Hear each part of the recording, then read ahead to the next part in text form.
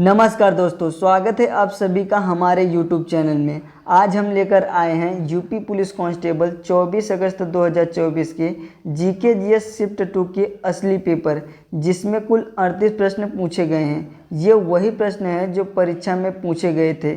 इसलिए अगर आप यूपी पुलिस कांस्टेबल 2026 की तैयारी कर रहे हैं तो ये वीडियो आपके लिए बहुत ही महत्वपूर्ण होने वाला है।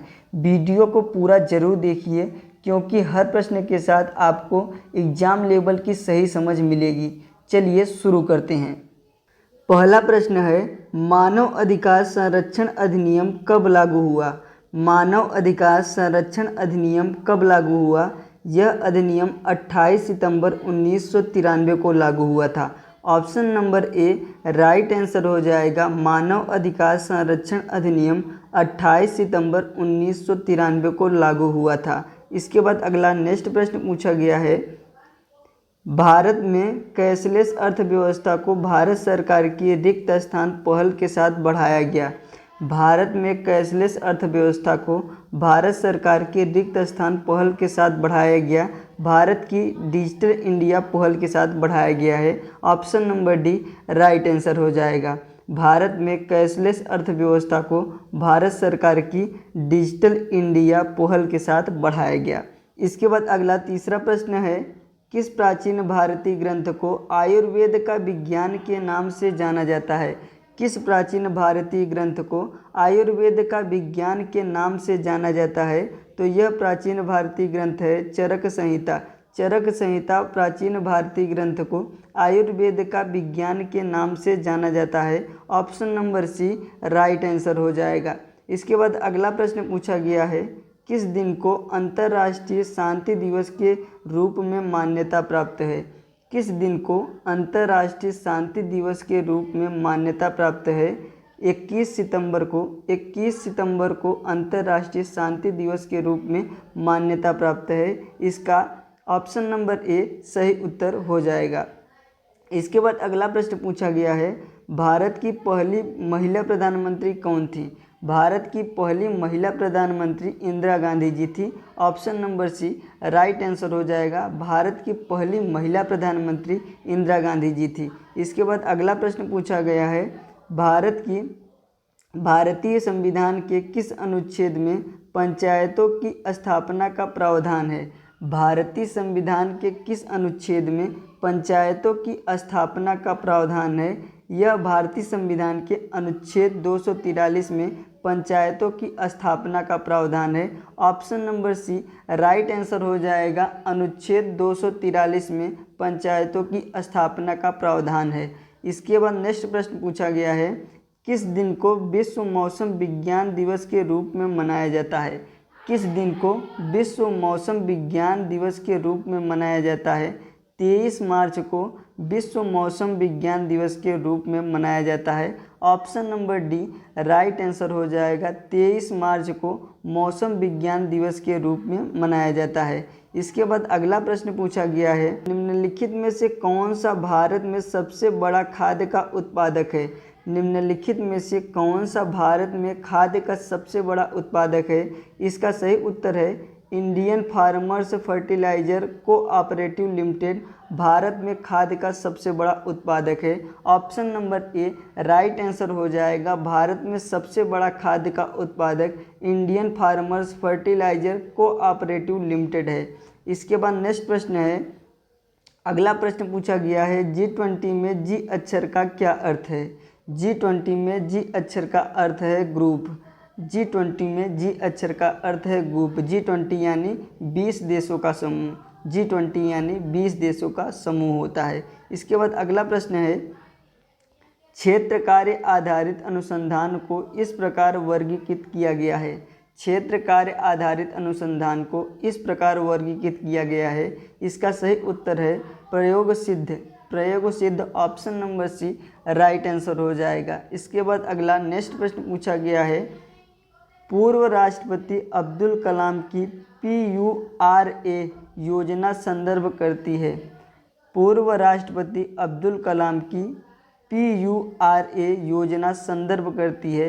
यह योजना ग्रामीण क्षेत्र में शहरी सुविधाएं उपलब्ध कराती है। Option number D right answer हो जाएगा। PURA योजना ग्रामीण क्षेत्र में शहरी सुविधाएं उपलब्ध कराती है। इसके बाद अगला नेक्स्ट प्रश्न पूछा गया है, दुनिया भर में आपदा जोखिम में कमी के लिए दिशा निर्देश और सहायता प्रदान करने के लिए कौन सा संगठन जिम्मेदार है? दुनिया भर में आपदा जोखिम में कमी के लिए दिशा निर्देश और सहायता प्रदान करने के लिए कौन सा संगठन जिम्मेदार है? तो यह UNDRR संगठन जिम्मेदार है। Option number D right answer हो जाएगा, UNDRR। इसके बाद अगला प्रश्न पूछा गया है, एन एरा ऑफ डार्कनेस पुस्तक किसने लिखी है? एन एरा ऑफ डार्कनेस पुस्तक किसने लिखी है? इस पुस्तक को शशि थरूर जी ने लिखा है। Option number D right answer हो जाएगा। एन एरा ऑफ डार्कनेस पुस्तक के लेखक शशि थरूर जी हैं। इसके बाद नेक्स्ट प्रश्न है, ग्रीन हाउस गैस क्या है? ग्रीन हाउस गैस क्या है?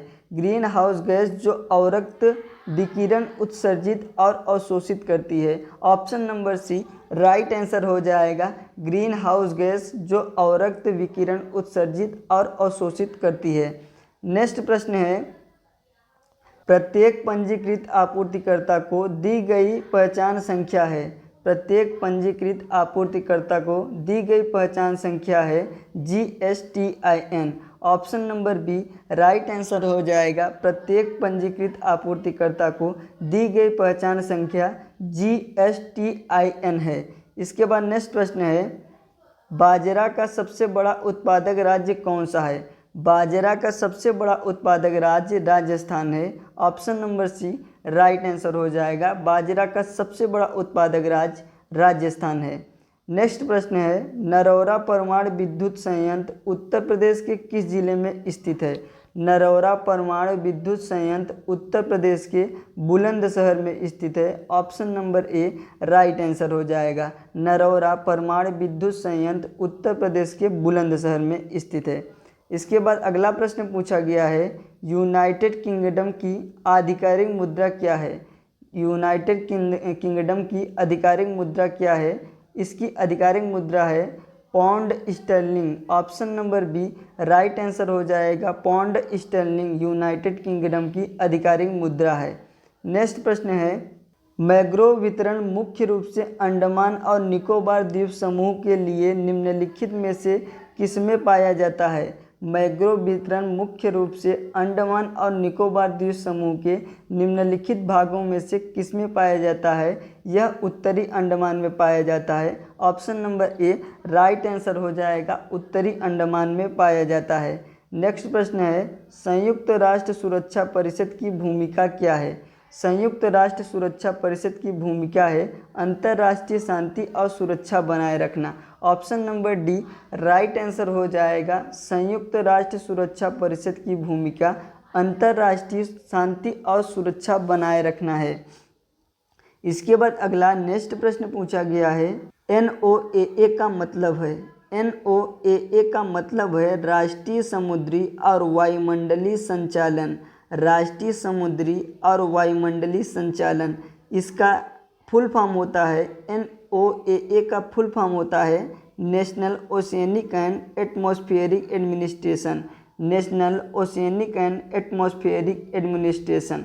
Option number B right answer हो जाएगा। इसके बाद अगला नेक्स्ट प्रश्न पूछा गया है, जम्मू और कश्मीर में वार अगेंस्ट वेस्ट के लिए राजदूत के रूप में सितंबर 2023 में किसे नामित किया गया था? जम्मू और कश्मीर में वार अगेंस्ट वेस्ट के लिए राजदूत के रूप में सितंबर 2023 में किसे नामित किया गया था? कैप्टन बाना सिंह को नामित किया गया था। इसका option number D right answer हो जाएगा, कैप्टन बाना सिंह को। नेक्स्ट प्रश्न पूछा गया है, कोशिका में राइबोसोम का मुख्य कार्य क्या है? कोशिका में राइबोसोम का मुख्य कार्य होता है प्रोटीन का संश्लेषण करना। कोशिका में राइबोसोम का मुख्य कार्य होता है प्रोटीन का संश्लेषण करना। इसके बाद अगला नेक्स्ट प्रश्न पूछा गया है, पेनिसिलिन की खोज जिसने चिकित्सा में क्रांति ला दी, इसका श्रेय किसे दिया जाता है? पेनिसिलिन की खोज का श्रेय किसे दिया जाता है? सर अलेक्जेंडर फ्लेमिंग को दिया जाता है। Option number A right answer हो जाएगा। पेनिसिलिन की खोज अलेक्जेंडर फ्लेमिंग जी को दिया जाता है। नेक्स्ट प्रश्न है, रिक्त स्थान वह धन है जो वैध तरीके से अर्जित किया जाता है और इसका हिसाब किताब भी रखा जाता है, जिसके लिए आयकर या अन्य कर का भुगतान भी किया जाता है। रिक्त स्थान वह धन है जो वैध तरीके से अर्जित किया जाता है और इसका हिसाब किताब भी रखा जाता है, जिसके लिए आयकर या कर या अन्य कर का भुगतान भी किया जाता है। यह सफ़ेद धन है। सफ़ेद धन वह धन है जो वैध तरीके से अर्जित किया जाता है और इसका हिसाब किताब भी रखा जाता है, जिसके लिए आयकर या अन्य कर का भी भुगतान किया जाता है। Option number C right answer हो जाएगा, सफ़ेद धन। नेक्स्ट प्रश्न है, भारतीय संविधान की प्रस्तावना यानी उद्देशिका में कौन सा शब्द यह दर्शाता है कि भारत किसी भी बाहरी नियंत्रण से मुक्त है? भारतीय संविधान की प्रस्तावना में संपूर्ण प्रभुत्व एवं संपन्न शब्द है जो यह दर्शाता है कि भारत किसी भी बाहरी नियंत्रण से मुक्त है। Option number C right answer हो जाएगा, संपूर्ण प्रभुत्व संपन्न। नेक्स्ट प्रश्न है, भारत में निम्नलिखित में से कौन सा पठार अरावली और विंध्य क्षेत्र से के बीच स्थित है? भारत में निम्नलिखित में से कौन सा पठार अरावली और विंध्य क्षेत्र के बीच स्थित है? यह मालवा का पठार है जो अरावली और विंध्य क्षेत्र के बीच स्थित है, मालवा का पठार। इसके बाद नेक्स्ट प्रश्न पूछा गया है, ज्यामिति के जनक के रूप में किसे जाना जाता है? ज्यामिति के जनक के रूप में यूक्लिड को जाना जाता है। ज्यामिति के जनक के रूप में यूक्लिड को जाना जाता है। Option number D right answer हो जाएगा। इसके बाद अगला प्रश्न पूछा गया है, सोशल मीडिया संचार में एनालिटिक्स टूल यानी विश्लेषण उपकरण का उपयोग करने का प्राथमिक लाभ क्या है? सोशल मीडिया संचार में एनालिटिक्स टूल्स यानी विश्लेषण उपकरण का उपयोग करने का प्राथमिक लाभ क्या है? इसका प्राथमिक लाभ है प्रदर्शन को मापना। Option number A right answer हो जाएगा, प्रदर्शन को मापना। नेक्स्ट प्रश्न है, भारत में किस अधिनियम ने गैर कानूनी और आतंकवादी गतिविधियों से निपटने के लिए रूपरेखा प्रदान की है? भारत में किस अधिनियम ने गैर कानूनी और आतंकवादी गतिविधियों से निपटने के लिए रूपरेखा तैयार की है? यह अधिनियम यूएपीए है। यूएपीए यह अधिनियम गैर कानूनी और आतंकवादी गतिविधियों से निपटने के लिए रूपरेखा तैयार किया है। Option number B right answer हो जाएगा। अगला प्रश्न है, भारत रूस वार्षिक शिखर सम्मेलन का क्या महत्व है?